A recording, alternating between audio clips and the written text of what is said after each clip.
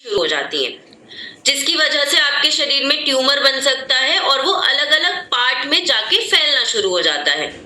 Cancer जिस भी part में अगर बनना शुरू होता है, ट्यूमर बनता है, सिस्ट बनता है, वहीं से उसका नाम आता है कि अगर लंग्स में प्रॉब्लम हो रही है तो लंग कैंसर, ब्रेस्ट में है तो ब्रेस्ट कैंसर, स्किन में कैंसर हो रहा है तो स्किन कैंसर, राइट। सो अलग अलग प्रकार के कैंसर होते हैं, जहां पे भी आपके सेल्स गलत प्रकार से बढ़ने शुरू होंगे वहीं पे वो कैंसर का फॉर्म ले लेता है एंड ट्यूमर्स बनने शुरू हो जाते हैं।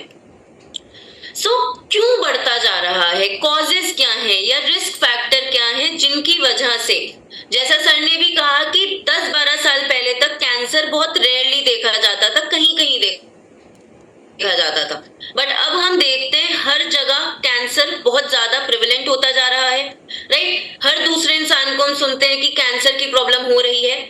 सबसे पहली प्रॉब्लम है जेनेटिक, राइट, कि जितना ज्यादा पॉल्यूशन बढ़ रहा है, जेनेटिक म्यूटेशन होते जा रहे हैं कि पेरेंट्स का अगर लाइफस्टाइल खराब है तो अगर पेरेंट्स में मदर फादर का ही अगर सेल्स खराब है, जीन अच्छे नहीं है, तो बच्चे में भी ऐसा जीन आ सकता है कि उसके अंदर कैंसर का रिस्क हाई है, राइट। सो एक मेजर रीजन है।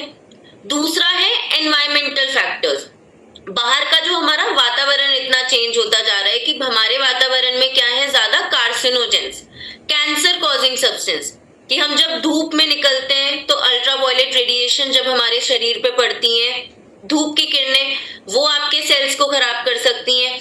अगर हम घरों की भी बात करें, घर में हम इतने ज्यादा केमिकल्स का इस्तेमाल करने लगे हैं हर चीज में, राइट। वहां से जो अगर केमिकल आप इस्तेमाल घर में कर रहे हैं, कहीं ना कहीं आपकी स्किन भी एब्जॉर्ब करती है, वहां से कार्सिनोजेंस बन सकते हैं। साथ में कुछ ऐसे वायरसेस भी जो हमारे हवा में होते हैं जो कैंसर के रिस्क को ट्रिगर कर सकते हैं। देन लाइफस्टाइल फैक्टर, कि हमारा रूटीन कैसे चेंज होता जा रहा है जिसकी वजहों से आपका प्रॉब्लम आ रही है। सबसे पहले डाइट, कि हम खान पान अगर हम देखें, हम ज्यादातर क्या खा रहे हैं, हाई शुगर वाला खाना, हाई फैट वाला खाना, हाई सॉल्ट वाला खाना। तो ये जब हम ज्यादा चीजें लेते हैं, पैकेज्ड खाने पे ज्यादा निर्भर होते जा रहे हैं। आप देखते हैं हर चीज में इतना ज्यादा आर्टिफिशियल फ्लेवर्स डाले जाते हैं, राइट, प्रिजर्वेटिव्स डाले जाते हैं, जो कि अगर आप एक्सेस अमाउंट में लेना शुरू करेंगे, लगातार लेते रहेंगे, कहीं ना कहीं वो आपके शरीर के लिए कैसे काम करते हैं, कार्सिनोजेंस।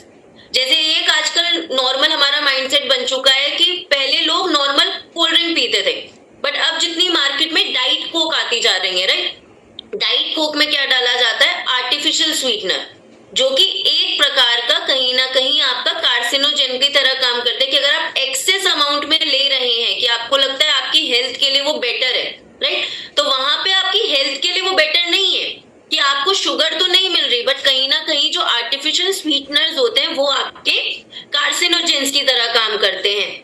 देन हम अपने घरों में भी जो बर्तन का इस्तेमाल कर रहे हैं, हमने बहुत ज्यादा नॉन स्टिक पैन यूज करना आज के समय में शुरू कर दिए।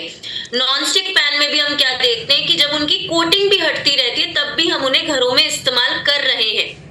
नॉन स्टिक पे कोटिंग होती है टेफलॉन की, बट जब टेफलॉन की कोटिंग हटती है उसके नीचे से निकलते हैं आपके केमिकल्स जो आपके खाने में जाते हैं। वो केमिकल्स किसकी तरह काम कर रहे हैं, कार्सिनोजेंस, कैंसर कॉजिंग सब्सटेंस। तो अगर आप घर में नॉन स्टिक पैन यूज कर रहे हैं जिसकी अगर कोटिंग